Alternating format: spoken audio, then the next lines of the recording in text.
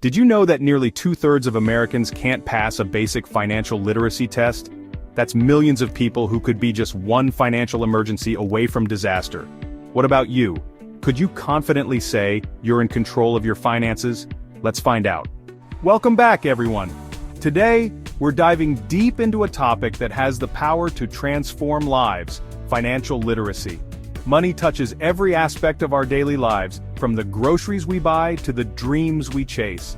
Yet so many of us feel lost when it comes to managing it. Maybe you're someone who's trying to save for a rainy day, but the unexpected always seems to eat away at your progress. Or maybe you've thought about investing for the future, but it feels too overwhelming to even start. Whether it's budgeting, saving, or tackling debt, understanding the basics can dramatically change your life. Let me ask you this. When was the last time you opened a credit card statement or a bank notice? Did you skim through it, hoping there wasn't a surprise fee or penalty you missed?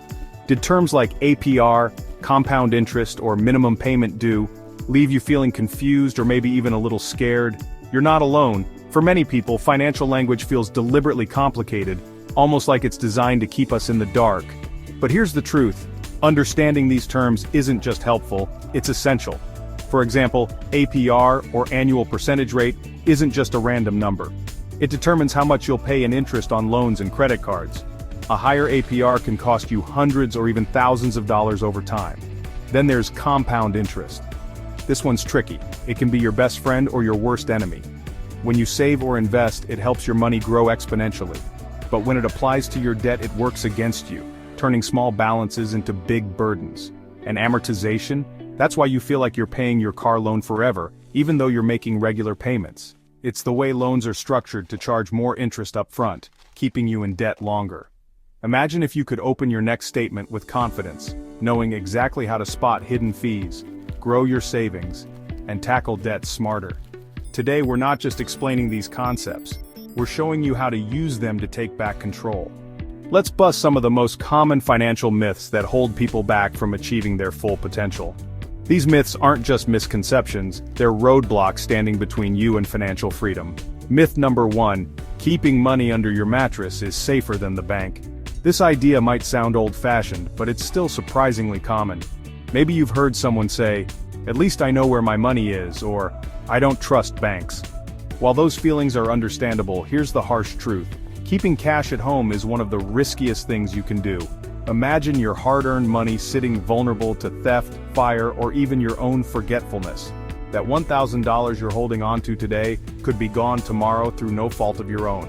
And even if nothing happens, that money is quietly losing value. Why? Inflation. Let's say you tucked away $1,000 under your mattress 10 years ago. Today, due to inflation, that money is worth significantly less in terms of what it can buy.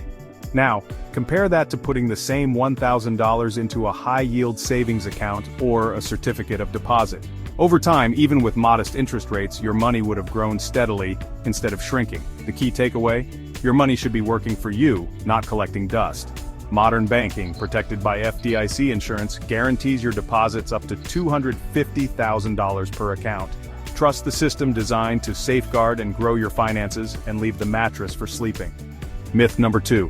Credit scores don't matter until you need a loan. Let's be real. Many people don't think about their credit score until they're applying for a loan or mortgage. But by then, it's often too late. You find out your credit score is too low, and you're hit with sky-high interest rates or outright denial. Your credit score is like your financial report card. It tells lenders, landlords, and even some employers how trustworthy you are with money. And it impacts more than just loans. It can determine your car insurance rates, whether you qualify for an apartment, and even your cell phone plan. Here's the good news. Improving your credit score doesn't require a complete financial overhaul. Start by paying your bills on time. This alone accounts for 35% of your score. Next, keep your credit utilization below 30%. If your credit card limit is $1,000, aim to use no more than $300 at any given time. Finally, avoid unnecessary hard inquiries like applying for too many credit cards in a short period. These small, consistent actions can boost your score over time and save you thousands of dollars in interest on future loans. Don't wait until you're in a pinch. Start improving your credit score today and open the door to better opportunities tomorrow. Myth number 3. Investing is only for the rich. This myth might be the most damaging because it discourages people from even trying to invest. But let me tell you something important. Investing isn't just for the wealthy, it's how people build wealth, regardless of their starting point. Thanks to platforms like Acorns, Robinhood, and Fidelity, you can start investing with as little as $5. The secret is consistency and time, not the amount of money you start with. For example, let's say you invest $100 a month starting at age 25. Assuming a 7% annual return by the time you retire, you could have nearly $300,000. And if you start earlier or invest more, those numbers only grow. Investing in index funds is one of the easiest and safest ways to get started. These funds track market indexes like the S&P 500, giving you exposure to hundreds of companies without the need to pick individual stocks. The truth is, wealth isn't built overnight, and it's not reserved for the elite. It's built steadily, with small, consistent steps. So, don't let this myth hold you back. Start small, stay consistent, and watch your money grow.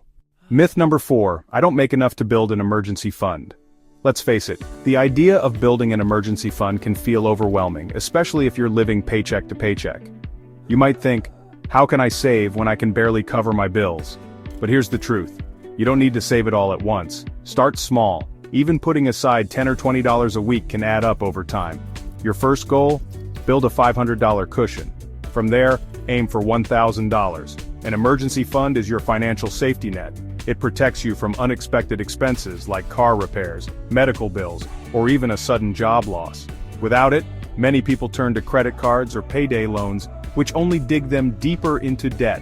And here's the real magic of an emergency fund. It's not just about the money, it's about the peace of mind that comes with knowing you have a buffer, a little breathing room when life throws you a curveball. Start small, stay consistent, and give yourself the gift of financial security.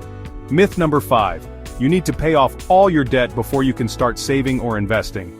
This myth can delay financial progress for years.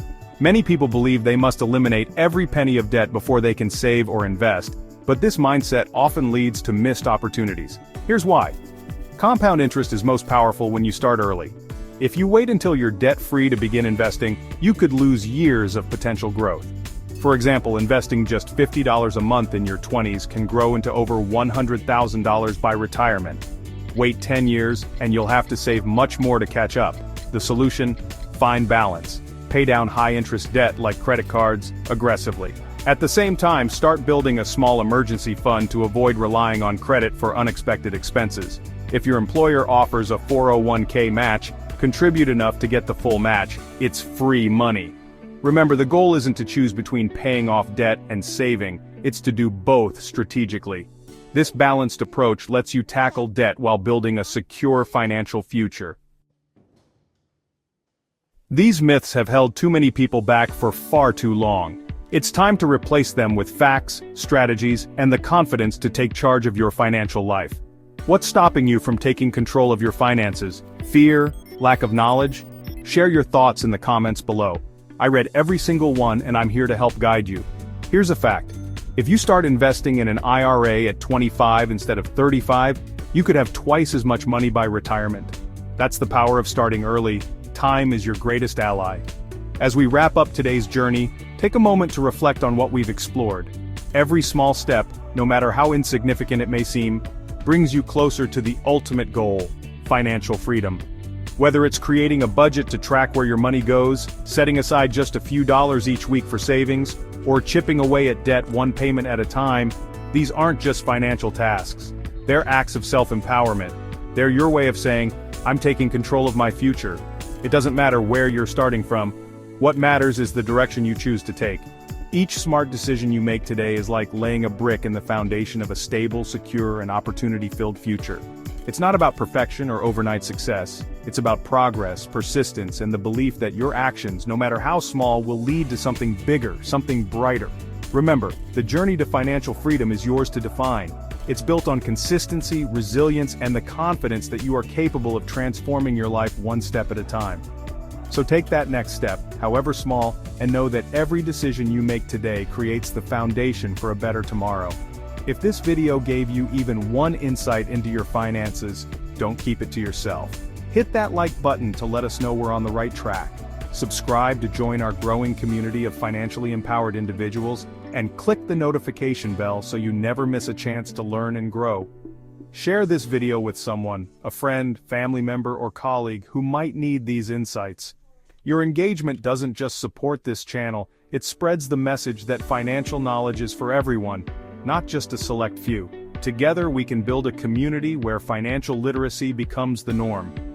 And before we go, let me leave you with a thought from Benjamin Franklin. An investment in knowledge pays the best interest. Keep learning, keep growing, and keep taking charge of your financial future. Thank you for watching, and until next time, stay smart, stay motivated, and stay in control.